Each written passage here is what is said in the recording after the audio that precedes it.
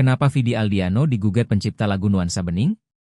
Penyanyi Vidi Aldiano tengah menghadapi gugatan perdata dari dua pencipta lagu legendaris Indonesia, Kine Nasution dan Rudy Pekerti. Gugatan tersebut terkait dugaan pelanggaran hak cipta atas lagu Nuansa Bening, yang kerap dibawakan Vidi dalam berbagai konser tanpa izin resmi dari para penciptanya.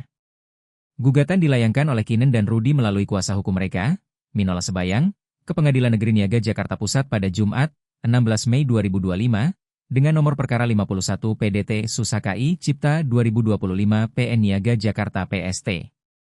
Sidang perdana dijadwalkan berlangsung pada Rabu, 28 Mei 2025.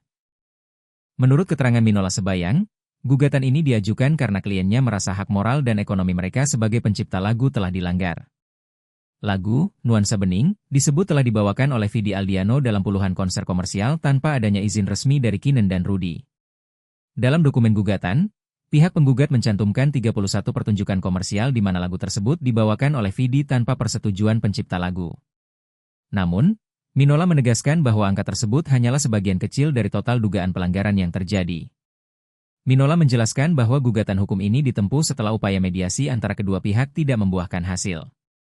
Namun hingga sementara ini, pihak Vidi Aldiano belum memberikan keterangan resmi terkait gugatan ini.